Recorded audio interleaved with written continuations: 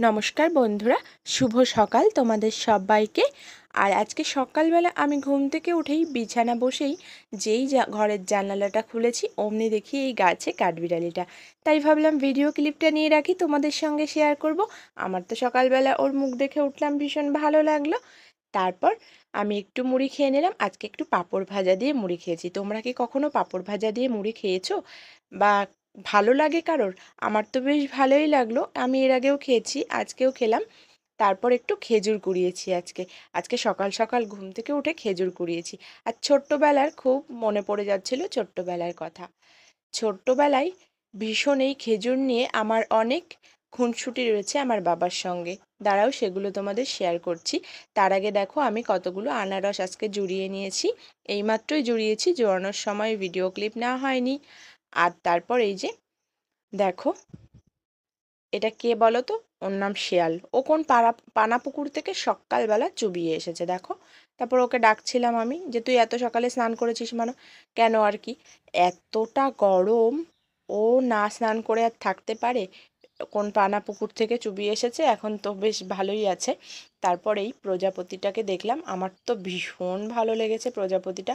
অনেকক্ষণ বসেছিল আমি যে কাজ করছিলাম সেখানটায়, কাজের কাছে, তাই ওকে একটু দেখাচ্ছিলাম তোমাদের। আর এবার বলি আমার ছোট্টবেলায় কিছু খেজুর নিয়ে যে স্মৃতিগুলো রয়েছে। ছোটবেলায় খুব ভোরে উঠতাম খেজুর কুড়ানোর জন্য। এমনকি বাবাকে রাত 2টো-2:30টার সময় উঠে বলতাম, চলো চলো খেজুর তলায়, অনেক সকাল হয়ে গেছে, সবাই এসে পাড়ার সব বাচ্চারা এসে খেজুর নিয়ে যাবে, এরকম বলতাম। আর বাবা বলতো, না না এখন অনেক রাত জানিস তো, খেজুর এখন পড়েনি গাছতলায়, ভোরবেলা আমি তোকে ঠিক ডেকে দেবো। তারপর বাবা কি করতো, আমি যদি না উঠতাম, যেহেতু অত রাতে শুয়েছি, আমাকে ডাকতো, উঠতাম না, কিন্তু বাবা তখন খেজুর কুড়িয়ে রাখতো। আর আমি উঠে সেটা হবে না, আমি বলতাম তুমি আমাকে ডাকোনি কেন, আমি নিজে কুড়াবো। এইটা নিয়েও বাবার সঙ্গে একটা খুনসুটি করতাম। আজ জানো তো খুব মনে পড়ছে খেজুর কুড়ানোর সময়।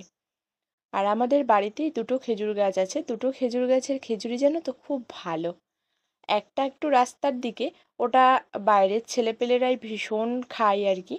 আর ওরা খেয়ে নিয়েছে, ওই গাছের খেজুরটা শেষ হয়ে গেছে। যেটা বাড়ির ভেতরে, এই গাছের খেজুরটা আরও ভালো। এই গাছের খেজুরটা পাওয়া যায়, আমরাই পাই।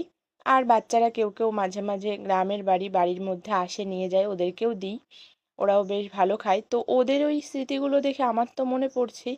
কিন্তু জানো তো, বাবা নেই আজকে, কিন্তু সমস্ত কথা মনে পড়ছে।